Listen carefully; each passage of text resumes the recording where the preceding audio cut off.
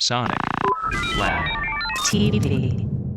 Hello, welcome back to our look at the Behringer X32 digital console with Sonic Lab. The first part of this was sort of dedicated to the hardware, and we got lots of comments and questions. So I think I'm going to try and answer pretty much all of those in this section. But first, I think we should probably take a listen to the sound of the mic pre's. And as ever, I've got my trusty Voodoo VR1 ribbon mic, which is something that I tend to use for all of my mic preamp tests. So we'll just take a quick listen to that.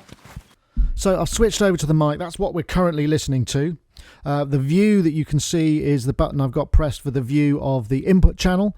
I've got quite a lot of gain on this. I think I've got a tiny bit more if I need it. You can hear a bit of noise coming in, but I mean, this is full gain we're talking about. Just so you can see, there's also a low cut button that I can bring right up to 400 Hertz. Probably have that about here. We've got the gate, which I can use just to cut out the background noise. And then I've also got the compressor. If I pop that in, then that starts to sound a little bit more sort of hyped. I'll probably take the threshold up a bit because I don't really need that much, and perhaps drop down the input gain a little bit. So sounding pretty good there. So now let's switch to the EQ. I'll bring that in here. I just want to, see I've got the high pass filter in there. That's shown up on the EQ curve. I'm going to go to low mid, maybe add a bit more bottom end, a bit more body, and maybe I want to add a bit of extra top end and some air around it, and it's starting to sound a little more sort of expensive and pro. Very nice. Incidentally, if I go to the subgroup master, this is now the EQ for these across the subgroups.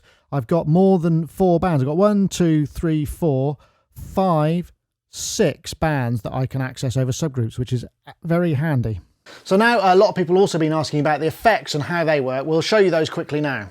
So now if I press the view button for the effects sends, you can see all the different routings that are happening across here. I've got nothing going. I've got the voices going to 7 and 8, just happens to be going there. But my effects buses are basically 9 through 16. So if I go to 9 to 12 and I start to bring up this and switch the effects button, you can see that what I've got here is a stereo delay. And it's very clean and all fine and everything. I'll come back from here, and now I'm going to try and find 1, 2, 2. I've also got a hall, so I'll come back here, select my second reverb. I've got this hall reverb, which is nice and smooth. Looks a bit like a Lexicon kind of style, LRC. Nice and smooth. If I go back to my effects home, I can change the effects type. Let's try this plate reverb. 1, 2. A vintage reverb. It's got more of a springy kind of boing sound. Vintage room, 1, 2, 2, 2. And again, a sort of ambience, more for sort of drums and that kind of thing. Gated reverb here, 1, 2, 2. Again, you can see that they've made a sort of graphic effort to make it look a bit like, you know, it looks like a Rev 7 or a Rev 5 or something.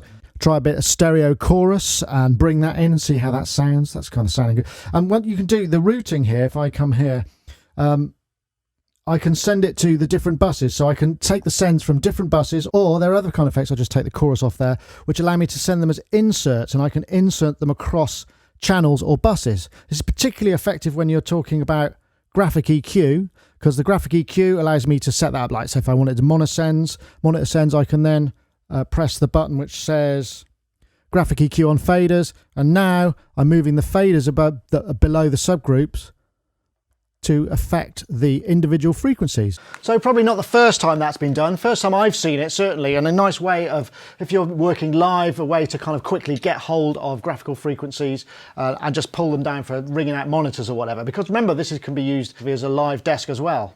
I was also asked what the sends to fader button does. Now, if I press that, what that basically does is display the levels of the bus sends, 1 to 8 and 9/16, for the currently selected channel. So if I press play, I'm on snare, 9 to 16, I've got reverb on 13 and 14, delay on 9, and if I go back to my bass drum, I've got a little bit of reverb going on the bass drum, etc, etc. Very handy for a very quick way of looking at what the auxiliary send levels are for the currently selected channel. I was also asked specifically about the wave designer effect, which is kind of like a transient designer type thing. So if we go to the main screen here, I'll just come into the effects setup. I've got this set up here across bus 1 and 2, which are my drum buses. So if I play it unaffected. You can see that it's coming in here, and I've got the insert switched out. I'm going to switch it in, and then I can go in and edit, and we can tweak about with the attack and the sustain.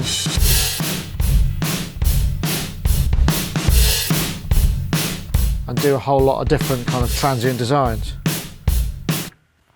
So nice and simple controls, but does have quite a dramatic effect, particularly on drum buses. You can get a real sort of punch or sort of body to the sound. So there you go. I also recorded the bass directly in via DI, because you do need a DI because these are all XLR inputs.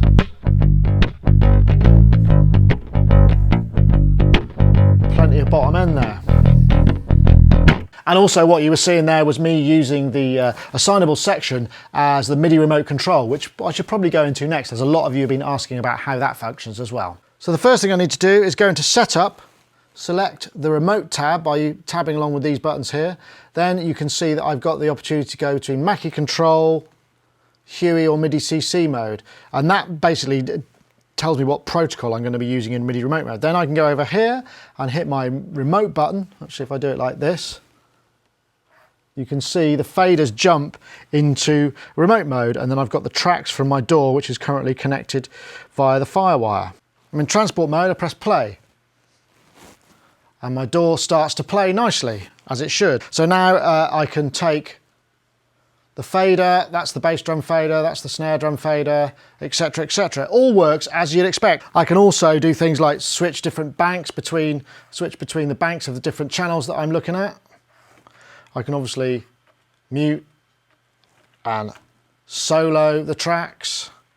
What I can't do, and this is something that you've been asking about, is access this bank of faders. The channel faders are MIDI and all of these buttons. It only applies to the center section, and also with a new firmware update, which I've just downloaded, which I imagine will be out to public release fairly soon, I can actually set this section here, which is the assignable section, to be MIDI remote as well.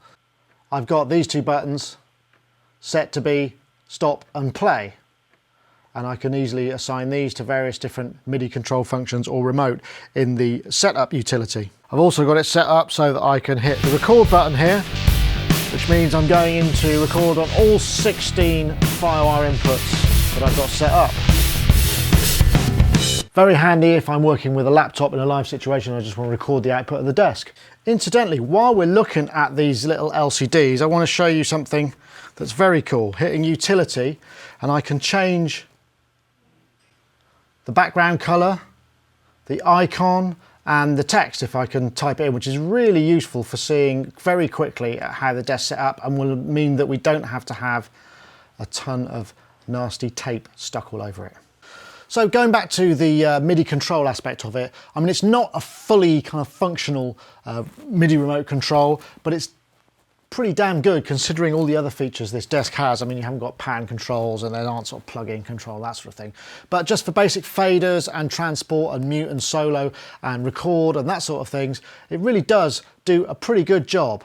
So I've also been asked about the clocking. So if we go to config, you can see that we can have 48K or 44.1 as the sample rates, no higher.